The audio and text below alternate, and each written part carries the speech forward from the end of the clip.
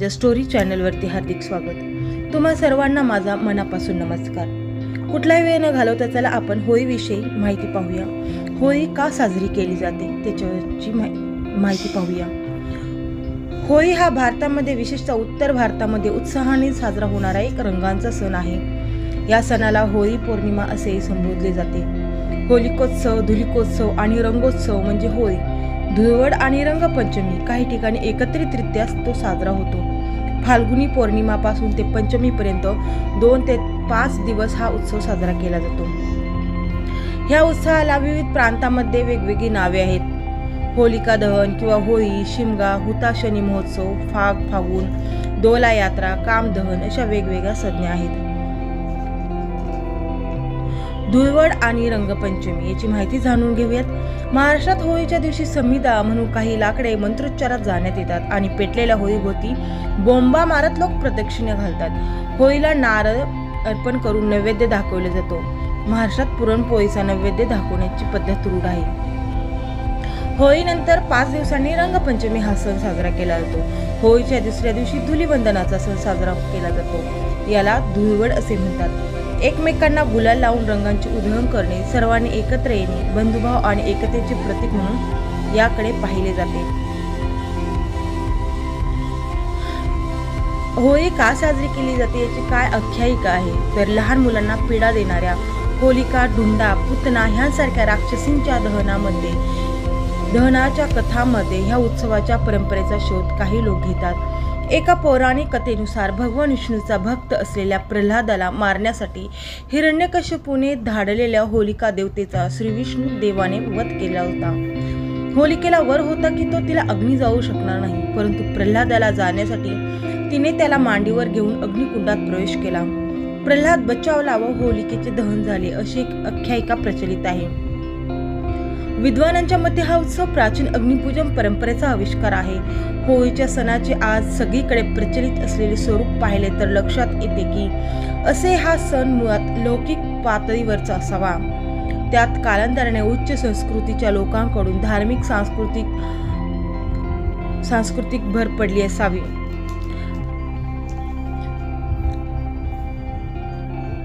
विविध गावांतील ज्या प्रथा आहेत त्याच्याविषयी काय आहे तर रत्नागिरीतील ओठी नवेटी गावात शिमग्यात होलदेव साजरा होतो। नवलाई देवीच्या देवळात एक 50 ते 60 किलो वजनाचा एक दगड आहे, यालाच होलदेव म्हणतात। त्याची एक आख्यायिका प्रसिद्ध आहे असे मानले जाते।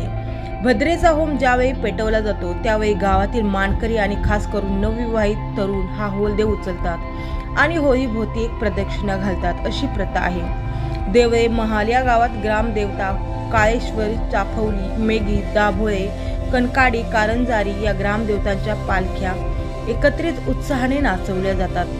कुडाळ तालुक्यातील शिवापूर गावातील गडकऱ्यांची होळी छत्रपती शिवाजी महाराजांचा ऐतिहासिक वारसा जोडणारे हे गाव शिवापूर गाव हे शिवकालात नांदते गाव आहे। शिवापूर गाव हे शिवकालात नांदते गाव होते। मनोहर मनसंतोष किल्ल्यावर 300 गडकऱ्या तेथे वस्ती होत्या। स्वराज्यातील मावळे हे मैदानी खेळ त्यावेळी खेळत असत। ही परंपरा या गावात आजही जोपासली आहे। आगीतून पलायन, नारळ जिंकणे अशा स्पर्धा आजही शिमगा उत्सवात भरवल्या जातात। होळीच्या दिवसात जतीच्या रूपात गायनाचा कार्यक्रम चालतो। धुलीवंदनाच्या दिवशी ओल्या मातीत लोळण घेण्याची प्रथा आजही जोपासली जाते। आता आदिवासी जमातीत आपण होळी कशी साजरी केली जाते ते पाहूया। भारतातील आदिवासी जमातीत हा दिवस गुलाल उधळून टिमक्या ढोल वाजवून नृत्य करून स्त्री पुरुष उत्साहाने साजरा करतात। महाराष्ट्रातील आदिवासी जमातीतील लोकांत होळी हा सण उत्साहाने साजरा केला जातो। होळी साजरी करत असताना आदिवासी लोकांच्या भोजनामध्ये गोड पुरी, मासळी, गोड भात या पदार्थांचा समावेश असतो। त्या दिवशी दागदागिने घालून नक्षीकाम करून स्त्री पुरुष यात सहभागी होतात। विविध वाद्यांच्या तालावर नृत्य केले जाते। उत्तर भारतातील व्रज भागात होळीचे विशेष महत्त्व आहे। येथे कृष्ण आणि होळी असे धार्मिक आचार प्रसिद्ध आहेत। महाराष्ट्रात पुरणपोळी हा मेन नैवेद्य दाखवण्याची प्रथा आहे आणि तसेच समस्त समुदाय होळीची विविध पूजा करतात। होळी समोर गारहाणे नवस बोलण्याची परंपरा आहे। आता पश्चिम बंगाल प्रांतात हा दिवस कसा साजरा केला जातो। वैष्णव संप्रदायात गौर पौर्णिमा या नावाने हा दिवस चैतन्य महाप्रभू यांची जन्मतिथी म्हणून जन्मतिथी म्हणून श्रीकृष्ण जन्माष्टमी प्रमाणे भक्तिभावाने साजरा केला जातो. ईशान्य भारतात विशेष करून मणिपूरमधील विष्णुपुरी भागात महिला होळीचा दिवस आनंदाने साजरा करतात, तर राजस्थानमध्ये एकमेकावर गुलाल उधळून महिला पुरुष होळी साजरी करतात. गुजरातमध्ये एक आठवडा होळीचा आनंद साजरा केला जातो. होळी दहन हे मनुष्याला आपल्या मनातील वाईट विचारांना होळीप्रमाणे आगीत जाऊन राख करावी या गोष्टीचे प्रतीक आहे. त्यामुळे आपले मन निर्मळ व्हावे अशी अपेक्षा असते.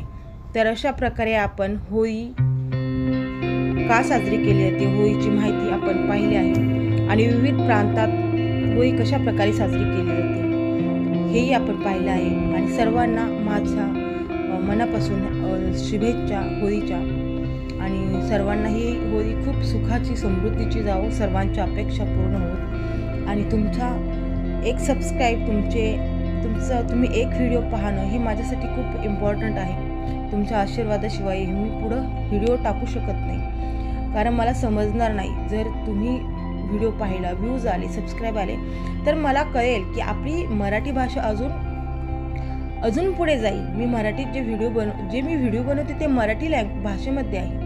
माझी इच्छा आहे की मराठी आपली भाषा कायम टिकावी, कायम रुजावी.